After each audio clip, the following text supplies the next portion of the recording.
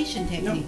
It is not, I'm doing this just so you can do this. Some of the reasons that, things don't work out, and he says that. Tell him how much you appreciate him getting out there looking for that job and that we're gonna make it. Now greet my Jude. God sees us all as one. The very fiber of your being. She speaks to your inner man. Yes, indeed. What I share with others, just this idea of going through. Lord, I'm in the car now. And during that time, this is my plans for you in the long run. Yes. And so sometimes God is not only is God getting glory. Because we could definitely put him in a Hawaiian shirt and cut your pants and just go, girl. Come on. No, okay. Don't. Did you see the color just go out of her face? Like, and it has to be a beautiful dress, right? Yes. Okay. Not necessarily a gown, but and appearing this morning to talk about it. We've got to talk more in our community. God, we asking you to strengthen us and guide us and lead us the way you want us to be, God.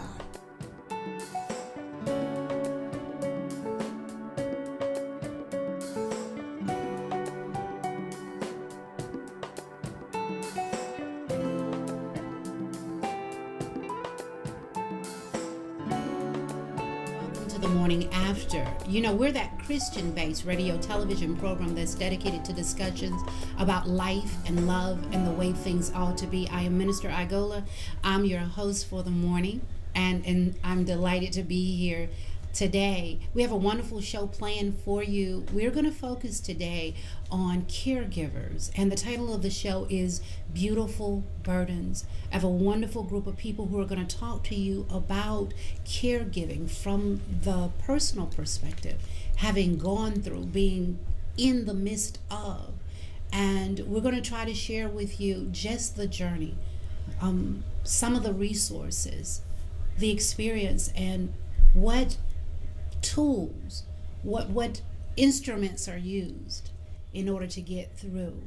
So sit back, relax, and enjoy the show this morning. When I was thinking about this show, or how the show came to me, I was thinking about my mother, and I was thinking about my grandmother. And I believe that in my head I was kind of romanticizing it, because I just remember one day Mama saying that Mama Seen was going to come and live with us.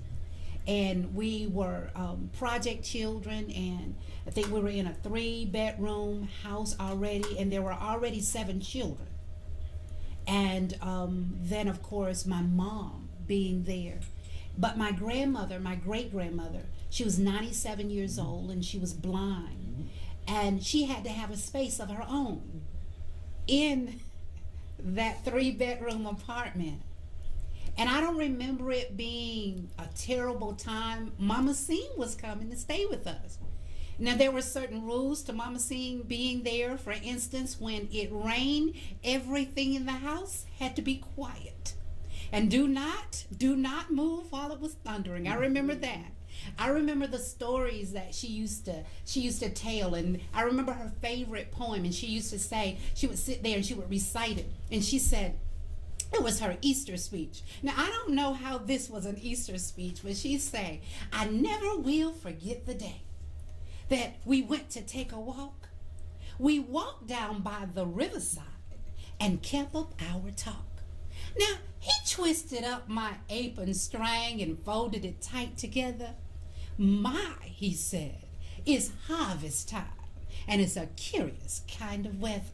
That was her Easter speech, okay? That was her Easter speech, but I remember that distinctively. And I remember the stories that she used to tell. I remember sometimes she would just get on my nerve because she would just talk all of the time. But I don't remember anything being difficult. I don't remember anything being hard about that moment. So in my head, I romanticized it.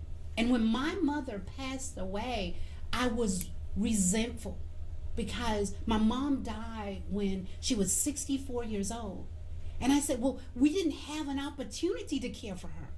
We didn't have an opportunity to be there for her and watch her, you know, we didn't get a chance to say goodbye. I just got a phone call one morning saying, your mama stopped breathing. I get to the hospital and everybody, all 7 of us are just collapsed at that moment. And that's all we got. And I said, we didn't get an opportunity to do that. So there was a little bit of resentment in my spirit for missing that moment. And one day, a few months ago, I was going into a coworker's office to speak with her about some element of work. And I could tell that she was agitated and she was frustrated.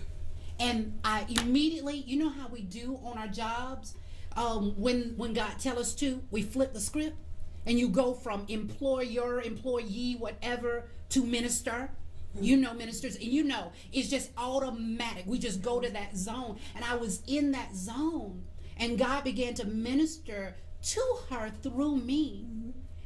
But the amazing thing is that the encounter was revelation to me. As I sat and I listened to her speak, she spoke about her father being this strong, powerful man, but how now he has Alzheimer's. And she began to share with me the burden that she was carrying. And it was so huge and so magnanimous until it was just overwhelming to me. But God began to minister. And I remember one phrase that stuck in my mind. He told me to tell her that it was a beautiful burden. Hence the show tonight, this morning. But I realized in that, or the revelation for me, was that it is not a romantic moment all the time. It is not just, grandmama telling stories. But literally, it is one of the greatest responsibilities. When I was talking to several caregivers, they equated it to one of the greatest stresses that anyone will ever encounter. And that's why you guys are here today. Because I realize that in our community, we do not have conversations about what we're going through. We just go through. We just go through. And so often we have information, or we have experiences, or we have moments that will help somebody else. So that's why you're here today. Now, after that long introduction, I want for you to introduce yourself and say about yourself whatever it is that you desire to say to our audience. So we'll start here. My name is Evangelist Emma Freeman, and I am a member of the Union Grove Baptist Church, where the John Menifee is my pastor. I care for 2 people, my husband and my mother. Yes, indeed. And I am Minister Fred Cowser. I'm the youth pastor over at Union Grove Baptist Church. My sister in Christ, I serve with her. I have ran into a task of taking care of my mother. I was born, I believe, for the task. Yes. Because I've always been a helper. I came out of my mom's womb just helping people. And like you say, it can be a burden, it can be beautiful, and it can be a blessing at times. But the strength of this particular show, I think, is the burden that it kind of lays on your heart. So I thought what you said was rather interesting, because you can move from a season to remorse. In this, you can go through a season of regret.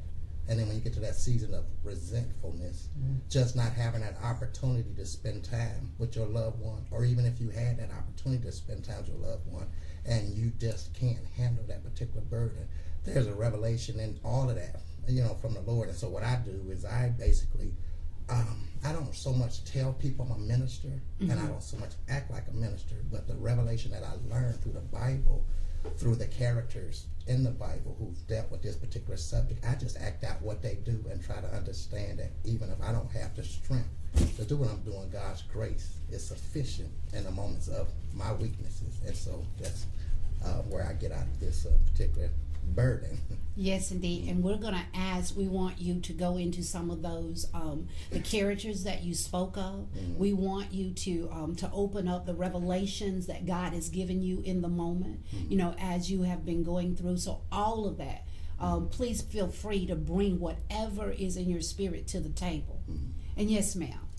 My name is Celestine Turner, and I've been married to the same man for 42 years. Woo-hoo! And I have now become his caregiver. Yes. And now I see that my purpose for being here is to see the blessing in becoming his caregiver, because I have not seen it as that.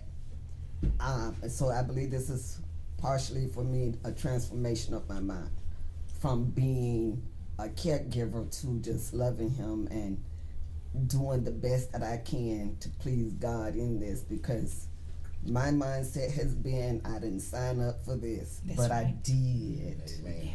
I did sign up for this when I stood at the altar with him and promised God in sickness and in health till death do us part. You know, Sister Turner, I appreciate your honesty, because a lot of people like to put on fronts, but it can't be in this moment, because that will give nobody anything that they need. The truth of the matter is that there are moments where you feel like this shouldn't be. I shouldn't be in this moment. Yes. And it's so unexpected when these things happen. That's truth. And people need to know that. Folk like us, Sister Emma, I keep saying us because for some reason I'm just identifying with the moment, but literally ministers go through it. Yes.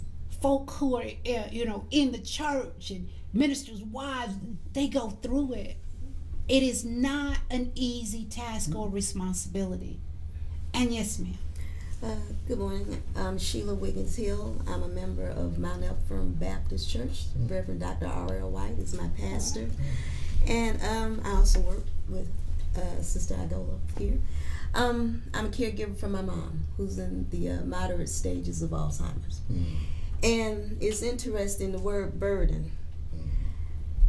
It's a word that it bothers me, because sometimes it does seem like a burden, and I struggle. My dad, who passed away in 2011, he had been a deacon of the church 60-something years. He was 86 when he passed away. My mom, committee member.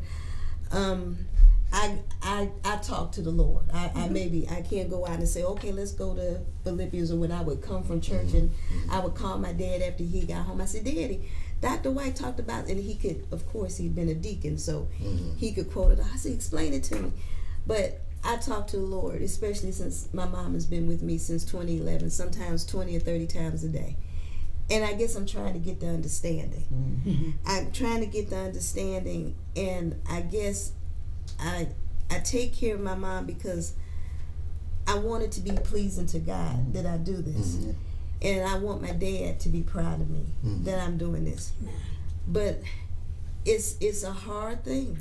It's a hard thing, and I struggle with things because, as you say, I'm used to seeing my mom being the strong woman, and now having to go back and take care of her because of a disease that she didn't ask to get.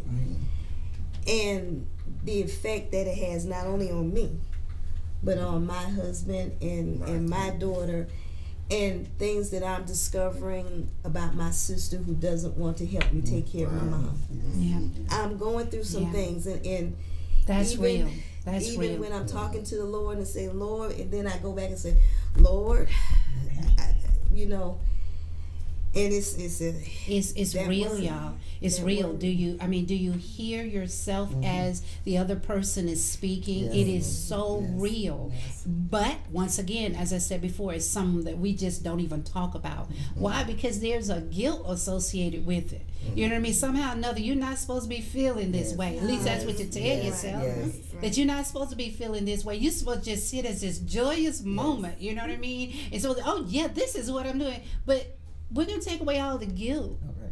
There's no guilt in this moment at all, because what you're feeling is absolutely real. Now, is there anything, ministers, anybody at the table, that tells us biblically that we're supposed to take care of our parents and our loved ones? What in the Bible suggests that we're even supposed to be carrying this burden? And then why are you carrying this burden? Why not do what so many other people do? And I'm just keeping it real. There's so many other people who take their loved ones and put them in nursing home and cares and institutions, things of that nature. Why are you carrying the burden? What is it about it? Well, as I found in 1 Timothy 5:2 and up to 4, is what Paul was saying, care for the widow. And my father left my mother. I have been taking care of her for like 3 years now. And it says that if the widow has children or grandchildren, let them learn first to part at home. Wow. So for this is what God is acceptable to him. So if we are children of God and we are ministers, we should be able to show the world that we're only not teachers and we're only not preaching the word, but we are supposed to show the word because we are shepherds. Okay, I'm going to stop you right Okay. there. We have to go to commercial. Come back to exactly what it is that you're saying, that the Bible has plainly put out this responsibility for us to carry. So we're going to go to commercial break, and then we're going to come back in about 5 minutes, okay?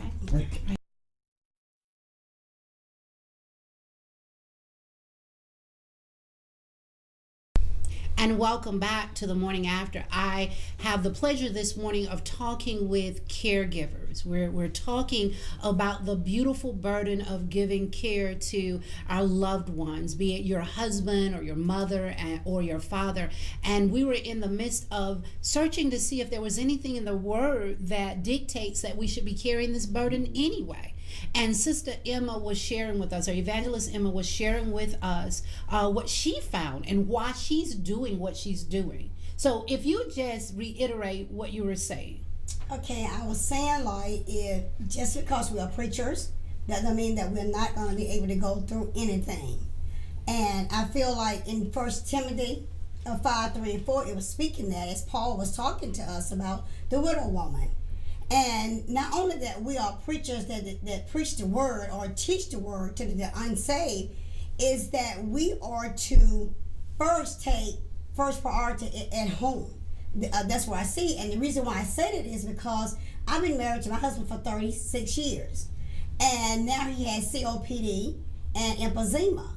So, and I feel sorry for him. I wish that there was something that I could take from him to put on myself sometime. But I feel that God said this is right.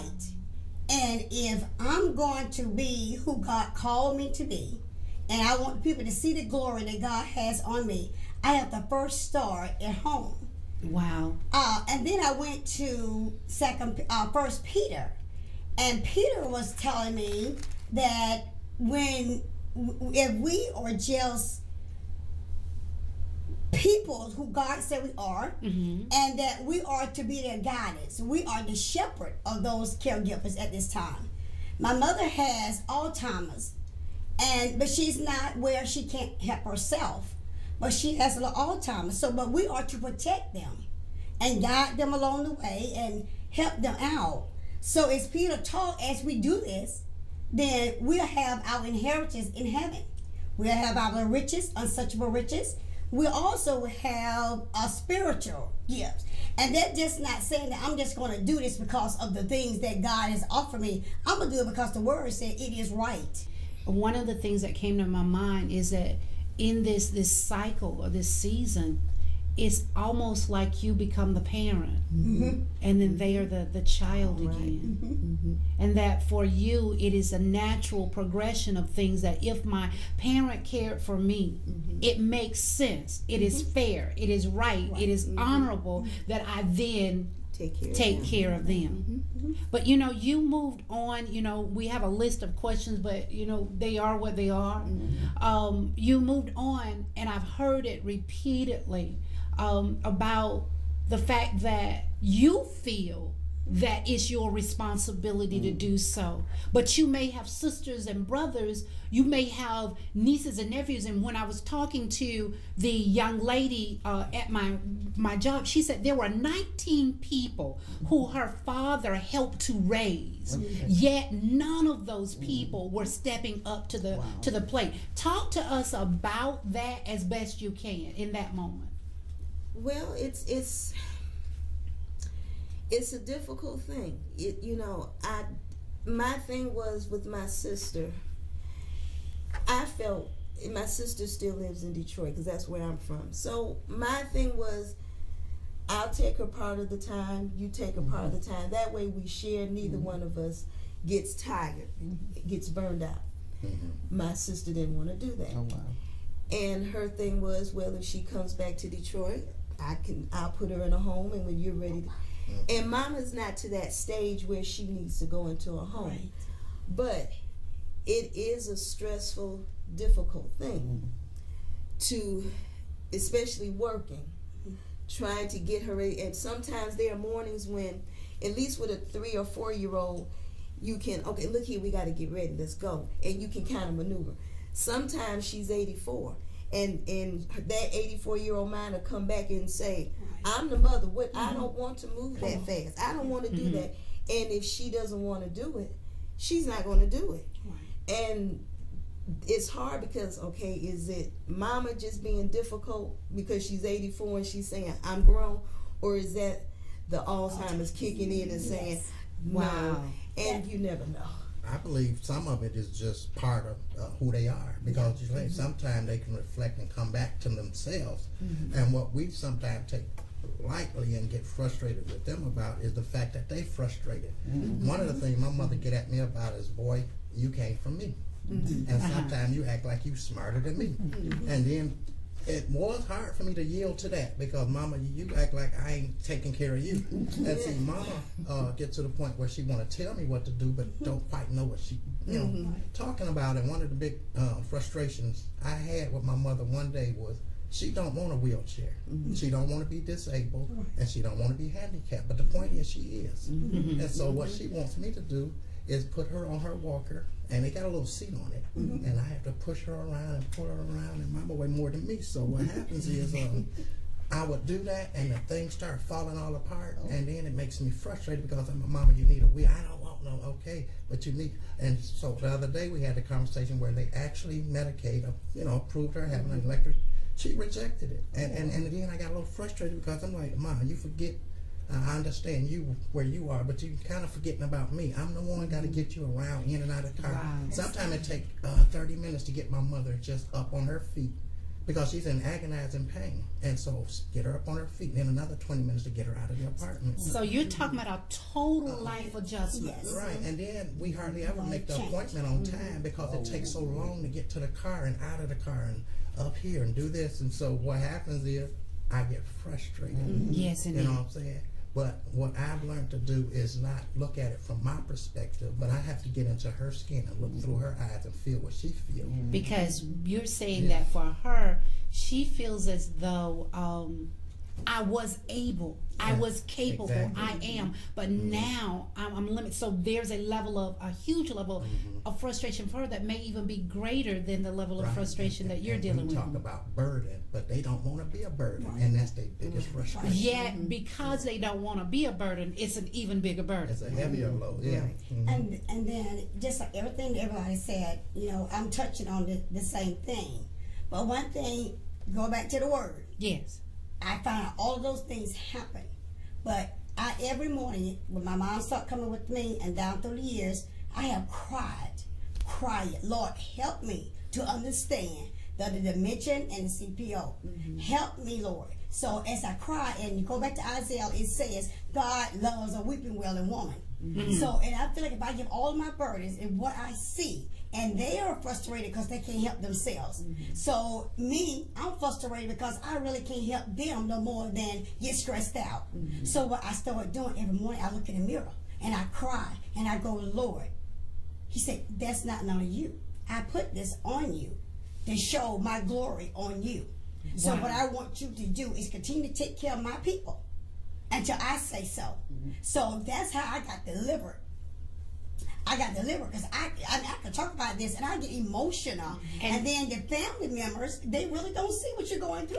And at times, if we're honest, when we say frustrated, that's putting it mildly. At times you get angry. Yes. You just get downright angry about the situation, and then you feel guilty because you're feeling angry. And then, like you said, someone said you're struggling between, is it mama talking, or is this the dementia? Is this the Alzheimer? And the fact that you want to respect your parent, you want to respect your husband because that's what you're supposed to do. But then all of a sudden you're dealing with this moment. But you said something that was very interesting. A couple of things you said were interesting.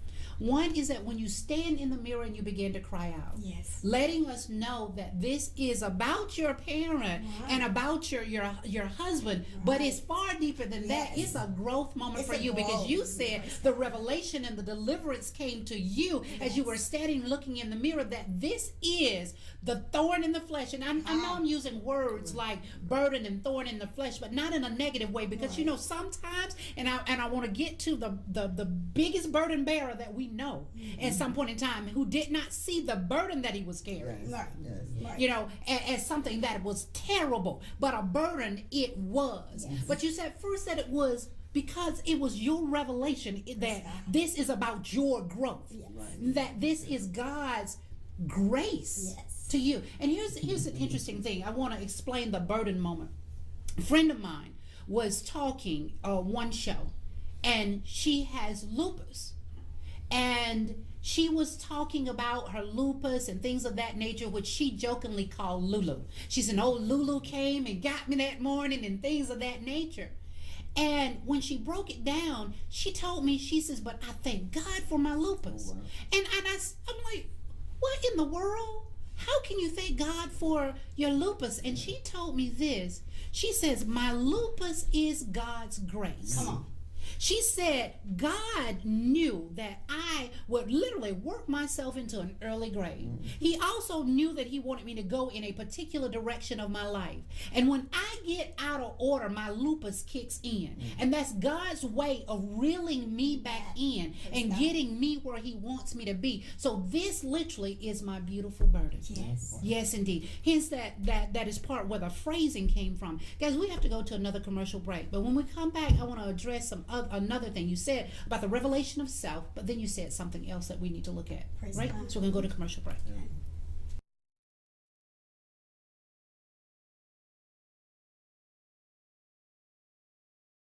And welcome back to the show. We're talking about caregivers, and we're talking about the burden, that the responsibility. We start to play with that word because we didn't want it to seem negative in any way, but we want it to be real about the heaviness of the load.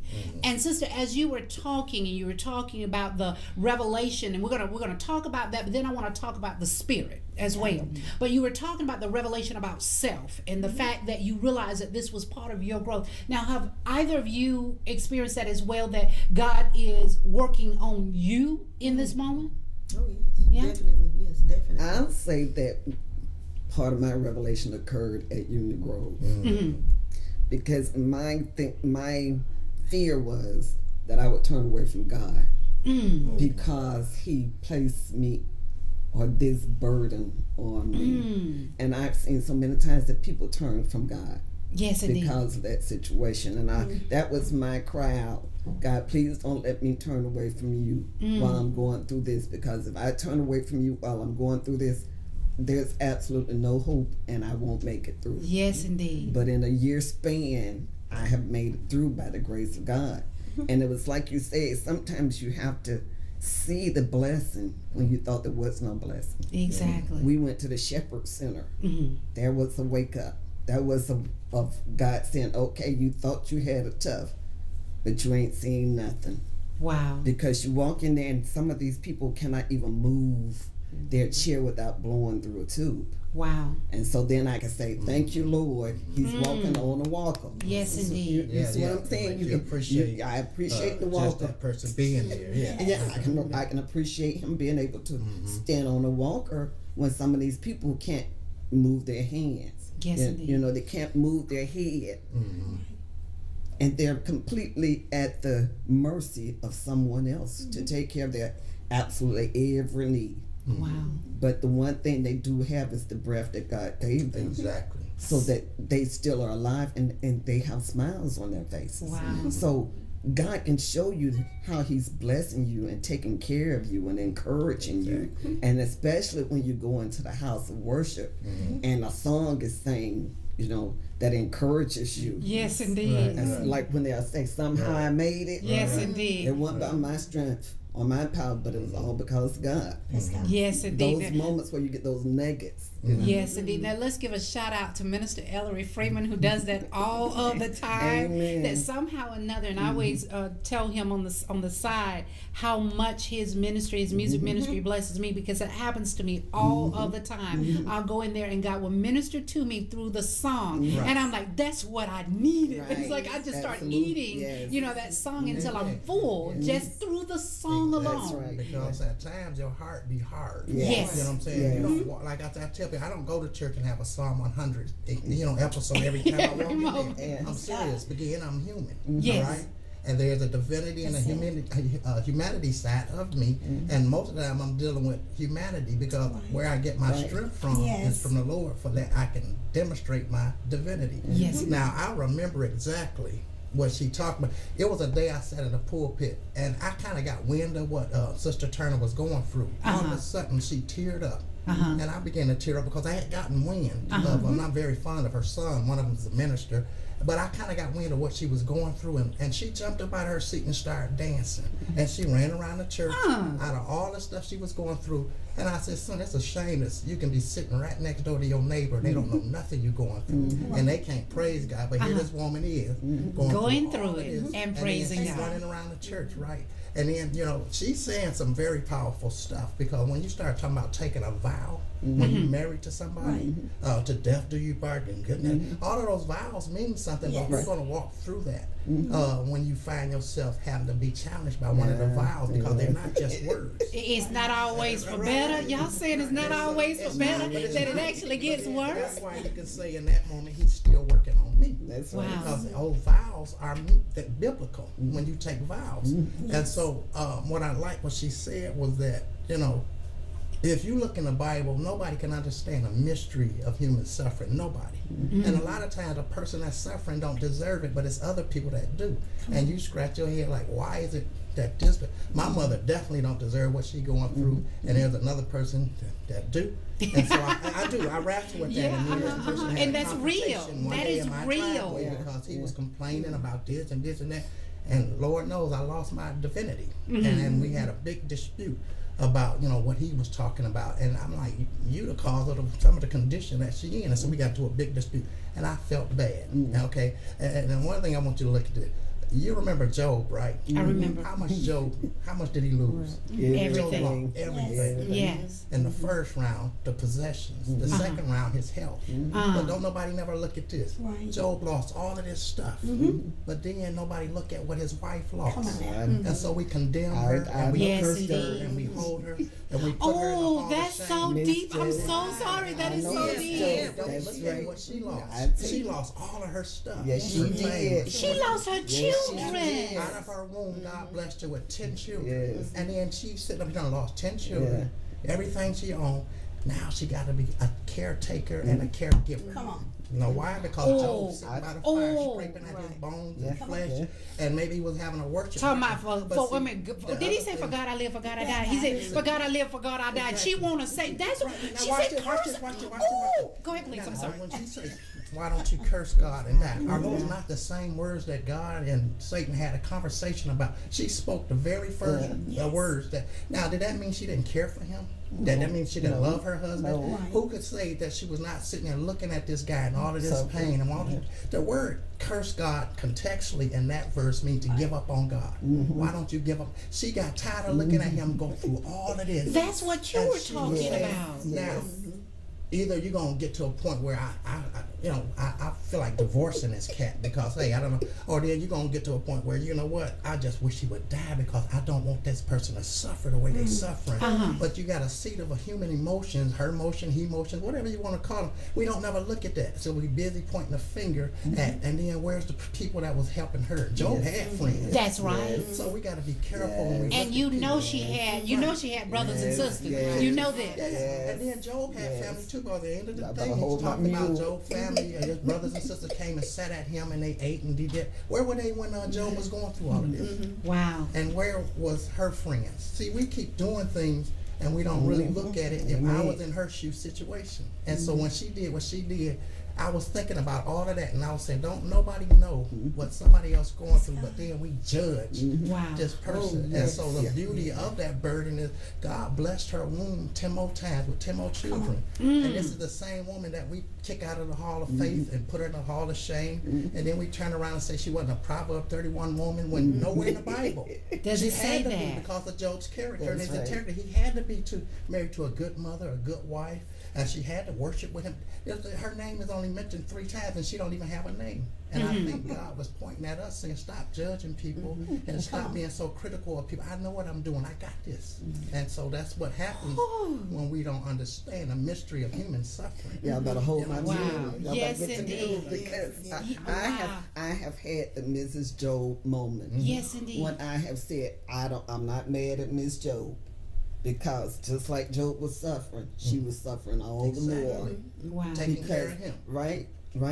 She was And she suffering all didn't the leave more. because she's there at the end. That's right. So I can relate to Miss Job. You know, wow. Sister Emma, you said something else that I think plays into this moment.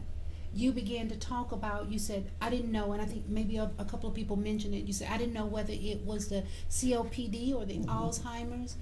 In other words, you didn't know if it was the flesh or if it was the spirit. And if we can remember that we wrestle not against flesh and blood, that as you're dealing with this moment, that's what I was getting from you, is that you realize that sometimes, I'm dealing with a spirit. They're dealing with a spirit of illness, whatever you want to title it. That's what I'm dealing with this morning. And I got to take a different approach with this spirit than I would with my mama. So to this spirit, I'm saying to this spirit, this is what you gonna do, and this is how we're gonna do it. And like you said, crying out unto the Lord that in this moment of weakness, I'm dealing with this spirit. I need for you to actually do it for me, Lord. And then you look at when Joshua said, in my house, we're going to serve the Lord. So if you in your house and you're going to serve the Lord and you're all about God, then you got to ask God for those earning spirits. So sometimes I get so angry. I get angry, I get frustrated. Sometimes I want to beat my husband down, because of his anger. That's true. He's angry because he's the way he is. Well, I'm angry because he is the way he is toward me. And the things they say, they can say some things. Exactly. So what I have to do is get delivered. That's all I'm saying, be delivered. Because I expect some of this stuff gonna come out. I suspect to see some of the moves they gonna do. But in order for me to adjust to what they are doing, I have to grow in the Word of God. So you die daily. I die daily. My flesh die daily. And I thank God for His Word embedded down inside of me to go through this. Even though He even showed me who to go and talk to. I just can't say my sister over there hurting and I'm just going to jump up and go talk to her. I have to be guided and led to that person to talk to that person.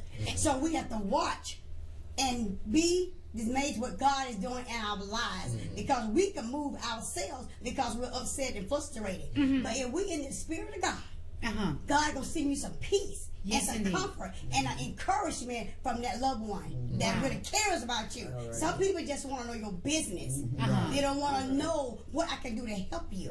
I got siblings that don't come around. I got one sister that comes around to help me out a whole lot. Yes. And with the government, I try to get people to come out to help me with my mom. When my mom said, I don't need you. So my sister said, well, Emma, if you need me, I will come and do these things for you. She has a job. I has a job. So we are working ladies. The others don't even work. So you see what I'm saying? And it's okay. But if you deliver, and God said your mother is blessed, you're gonna do whatever it takes. Well, now see, now this is going back to the whole sibling piece. How do you deal with that moment? So number one, you do realize that this is a blessing unto you. Yes. That right there in and of itself is huge. Yes. This is my grace. This is what God has given me. This is my responsibility. I'm going to carry the load. That's so huge in and of itself. Yes. And then there's a moment of, and you correct me if I'm wrong, there's a moment where you're literally having to forgive them constantly. Yes. This is how many times do you forgive Yes. them? Yes. I don't think it's that, just that. It is some of that. But what she was speaking to is that the Bible tells us, and I think it's the fourth commandment, to honor our mother and our father. There's a difference between honoring and then obeying. Because as a child, I was told to obey my parents. Right. I'm old enough to take care of myself. I make my own decision. Mama, you're not right. You grown. I'm grown. Yes. Right. But the word honor is different. Because all of your life, as long as you live and as long as they live and even after they live, you are responsible, and it's a commandment from God that you honor your parents.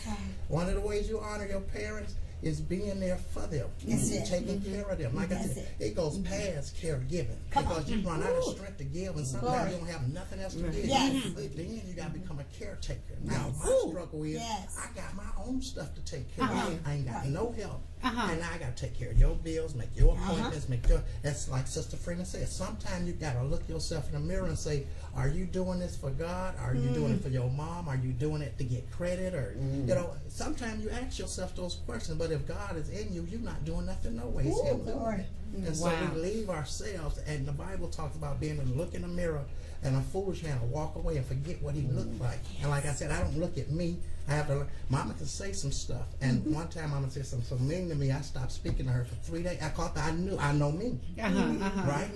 And it hurt my feelings. I ain't used to it. I can tell you all the stuff I did to get my mother down here. And when she said all that flashed before my face and my tongue got bit halfway off, because that's what it took for me to restrain and honor my mother.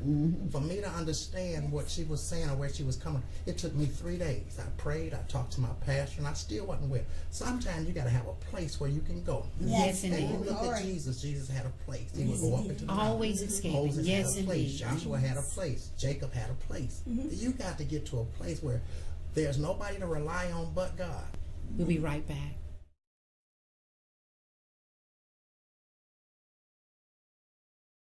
And welcome back to the morning after. We've been talking about caregivers. We've been talking about the load, the responsibility of being a caregiver, the depth of that situation. But we found revelation as we've been having this discussion. We've come to the understanding that you wrestle not against flesh and blood, but against spirits and principalities. We've come to understand that you're going to get a thorn in your flesh. We've come to understand that the word mandates that we are in places like this. And you cannot be here on this earth as a Christian without going through something. Did I kind of sum it up where we've been? But before we went to break, you had something that you wanted to add, Ms. Hill. Well, I just, and all three of you hit on something. I have those Job moments too, where it's like, Lord, how much do you expect me to bear and deal with? And then, as you say, people judging you and telling you, well, you know, you shouldn't feel that way, or you shouldn't do that, you shouldn't say that. And the thing is, nobody is in that situation. Right. My husband took care of his grandparents, but they didn't have Alzheimer's. When they both passed away, they still had their minds. And I have a very good friend.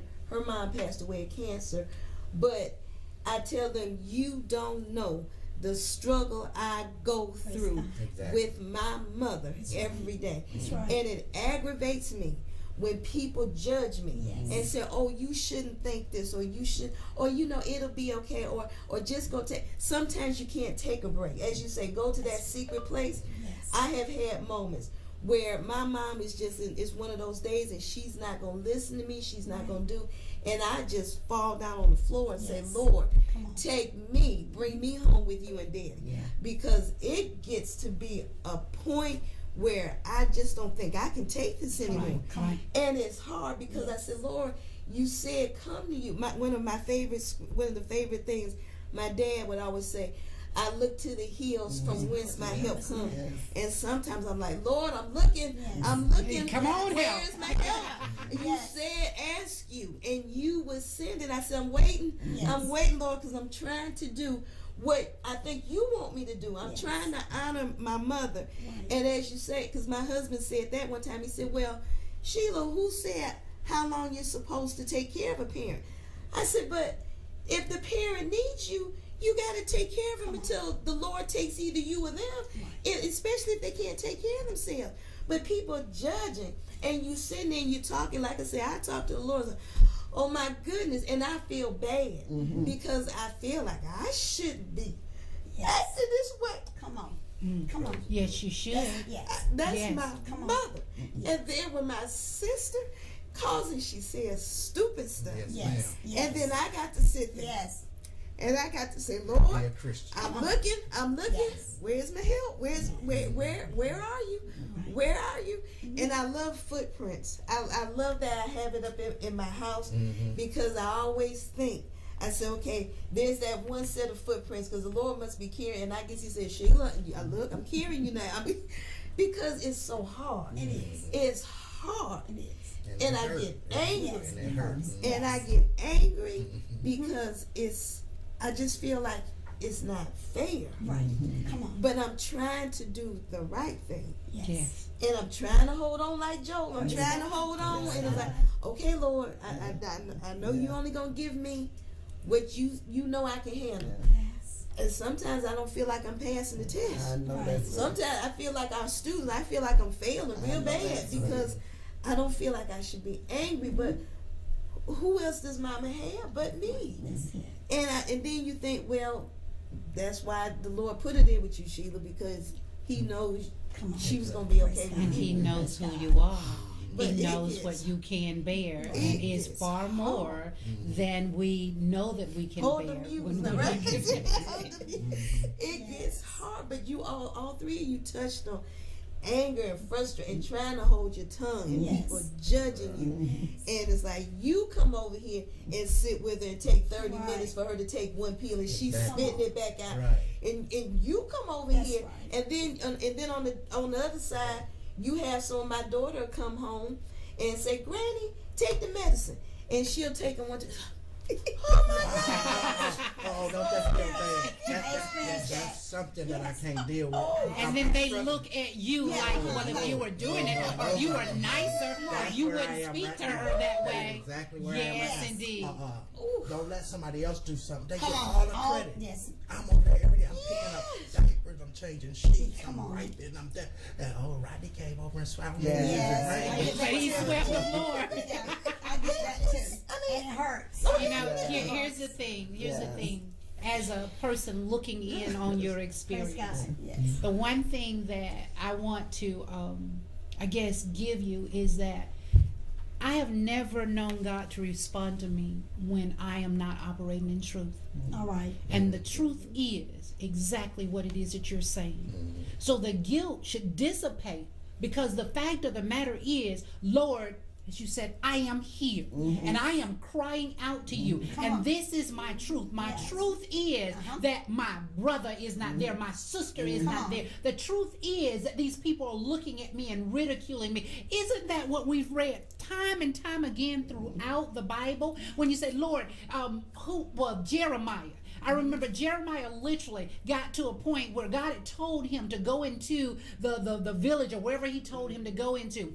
And he told him, I want you to say this to the people. And those people ridiculed him so much. And if I'm not mistaken, they took him and threw him in a dungeon, you know, literally. And he got to a point, even Jeremiah the prophet said, you know what, I'm just not going to say anything. You know what I mean? I'm not going to allow any words to come out of my mouth. I'm not even going to say his name anymore. I mean, literally, no, you're not to the extent where you're saying I'm not going to say the name of the Lord anymore, where Jeremiah were, but you're going through frustration. situations, Yes. and that literally is real. So to take that real truth and lay that real truth before the Lord, not covered with your guilt at all, but literally, Lord, this is where I am, and this is who I am, and this is what this is, how this is impacting me now, Lord. Yes, indeed. And to watch God move in this moment. Resources, before we go, because we're going to have to close out the show, or this segment of the show. And we're going to have a part 2. So, audience, make sure that you stay tuned for part 2, or come back to watch next week's segment that will conclude this conversation about the caregivers. But resources, or lack of resources, what have you encountered? What can you share with our audience? If it happens tomorrow, where do they go? What do they do? How do you even get started? What? Sometimes you have to educate yourself. Okay. Really. I literally, because like I said, my mother come from Ohio. Ohio gives you everything. Georgia gives you nothing. Wow. And so I had to learn the Medicaid system, the Medicare system, take care of my business, and to the point where it frustrates you, because you literally have to prove to these people in Georgia that your mother or the person that you're dealing with sick. They deny the food stamps. $11 a month. $11. I was in the store where this grown man had 3 buggies, and this bill was like $1,500, and he on food stamps, whatever you want to call it, the peach card, and my mother get $11 a month, and it took them like 4 months to send it. So you dealing with people that's taking their time, people that hang up on you. You call, you gotta wait 2 hours and listen to that music and all of that stuff. Just to, if not, you gotta go down there and stand in line 4 or 5 hours. And so learning by Googling stuff and going, then talking to seniors. I talk to the seniors and mothers at our church. But it is very hard to get help. In my mom's case, because she gets her Social Security, she gets her retirement from Detroit Public Schools, and she gets my dad's retirement from General Motors. She can't get any help. So when I have to go, that's frustrating. So I go to the Alzheimer's Association, and just last year she was put on a program where she can get reimbursed for respite care, where if I need to take her to a facility for the month just to give me a break, so I don't choke myself, and get a break, and she gets a break from, and the husband and I can just relax for 10 or 15 minutes. But it is hard. You have to educate yourself. So I had to go in and look at different, like I said, the Alzheimer's Association, or what places are out there. I had to go through and find different facilities, and it's really awful because you have money set aside for different things like cancer and diabetes, and studies show that Alzheimer's is quickly becoming one of the number 1 illnesses. And they estimate that I think by 2035, 2 in 5 people will have Alzheimer's, and there's not enough funding out there for them, and nobody takes it seriously. And I think in the African American community, we don't say a lot about it because we just keep our folks at home and try to take care of them. Whereas other different races of people, they put their people in a home, sell their houses. As you say, I still have to deal with my mom's house in Detroit. I have to deal with those things. I have to still take care of my bills, my husband and our house, our daughter who's in college. It gets to be a lot sometimes. And there is nothing out there sometimes that will allow you to get any assistance, but you still have to go out there and Google. For me, the Alzheimer's Association, they have been helpful, and they give you different things, but it is just very difficult. As you say, it's like senior citizens are forgotten about. And they've worked and taken care of other people through their taxes. And now they need help. And everybody gives you a runaround and says, oh, well, we can't do that. And it's so unfair. It's so unfair to them because they, through their working and paying bills, they took care of other people. Why can't they get the help that they need? So I'm going to quickly add that sometimes they just give you a list of phone numbers. Okay. That's all. But sometimes you need someone to step in and say, look, I'll take care of that for you. Right. People have a habit of saying, let me know if there's anything I can do.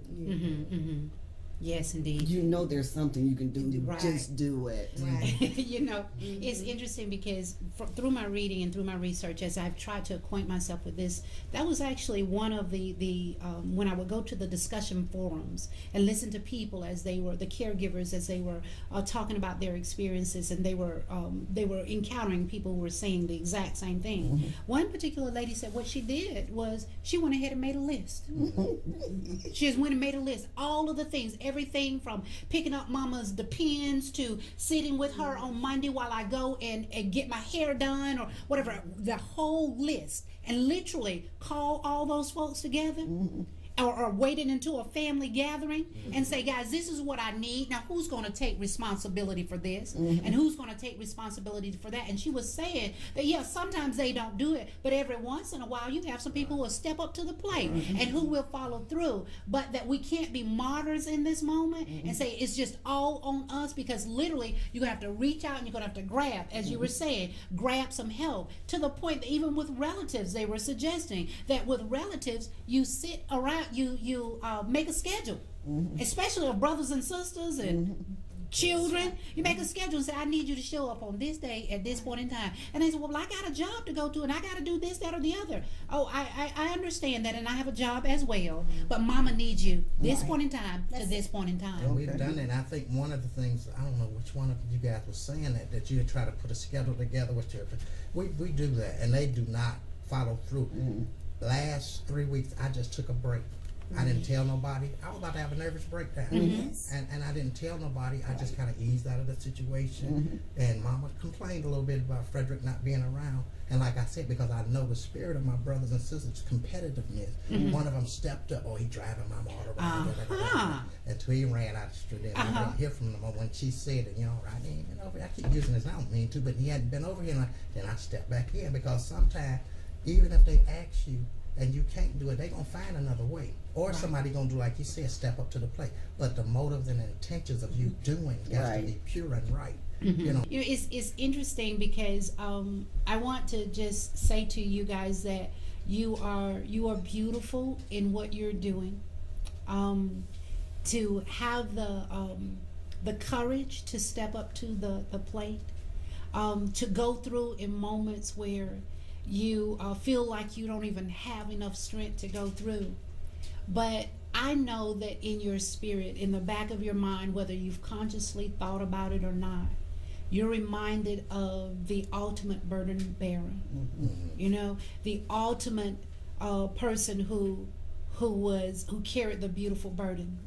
And he carried the beautiful burden all the way to the cross, regardless of how heavy it was. How hurtful it was, regardless to the scorn and the derision, regardless to all of it. And he didn't want to carry it either. Because I do remember a moment in a garden where he said, let this cup pass from me. Literally, but not My will, but thine will be done. So I applaud you in carrying the burden and being the exemplar for other people, and then appearing this morning to talk about it. We've got to talk more in our community. I say that you're absolutely beautiful. If you will bow your heads for a word of prayer, would you mind, Sister Emma, would you say a prayer to close us out, please? Thank you. Dear Heavenly Father, we thank you for this hour, God. God, we just coming to you right now, thanking you, Heavenly Father, for being just who you are in our lives. And as we be as caregivers, God, we asking you to strengthen us and guide us and lead us the way you want us to be, God. And let us be pleasing in thy sight. And God, as this show go on, God, let there be somebody that'll hear, God, but an encouraging word that's down and out, don't know which way to go, God. Let this show be something that they can listen to and be guided by your word. And God, we forever give you all the praises, the glory,